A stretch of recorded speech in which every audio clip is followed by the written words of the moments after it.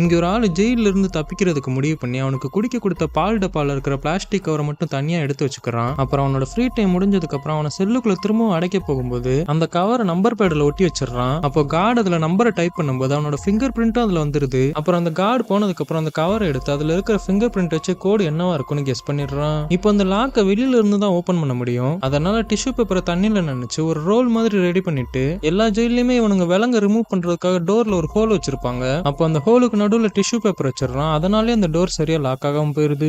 இப்போ ஒரு 2 கார்ட்ஸ் எப்பவுமே டியூட்டி டயத்துல சிகரெட் அடிக்க போவாங்க. இவன் அந்த டைமை கரெக்டா பயன்படுத்தி கோடை என்ட்ரு பண்ணி டோரை ஓபன் பண்ணிடுறான். அப்புறம் அங்க இருக்கிற வென்டிலேஷன் வழியா அங்கிருந்து எஸ்கேப் ஆகி மெயின்டெனன்ஸ் ரூமுக்கு போய் அங்க இருக்கிற ஃபயர் ஃபைட்டர் சூட் எடுத்து போட்டுக்கிறான். அப்ப அதே சமயம் இவனோட ஃப்ரெண்டு வெளியில இருந்து ஒரு காரை வெடிக்க வச்சிடறா. உடனே ஃபயர் ஃபைட்டர்ஸ் எல்லாம் அங்க வந்து அந்த தீயை அணைச்சிட்டு இருக்கும்போது இந்த ஆள் அந்த ட்ரக்குக்கு கீழே ஒளிஞ்சுக்கிட்டு அங்க இருந்து எஸ்கேப் ஆகிடுறான். இப்ப அங்க இருந்து கொஞ்ச தூரம் போனதுமே இவனை போலீஸ் பிடிச்சிடுறாங்க. அப்போ இருந்தாலும் அவங்ககிட்ட இருந்து தப்பிக்கிறதுக்கு ட்ரை பண்ணாம அவனாவே சரண்டர் ஆகிடுறான். அப்புறம் தான் தெரிய வருது இது இவனோட 14வது பிரிசன் எஸ்கேப். இது மட்டும் இல்ல, ஆக்சுவலா இவனோட வேலையே ஜெயிலுக்குள்ள போய் இருந்து எப்படிலாம் எஸ்கேப் ஆகலாம் அப்படிங்கறத கண்டுபிடிச்சு கவர்மெண்ட் கிட்ட சொல்றதுதான். என்ன அருமையான தொழிலா இருக்கியா? இது தெரிஞ்சிருந்தா வந்தன்னைக்கே இந்த வேலையில சேர்ந்து காசு படத்தை சம்பாரிச்சு ஊர்ல வீட கட்டியிருப்பலையா, தெரியாம போச்சு.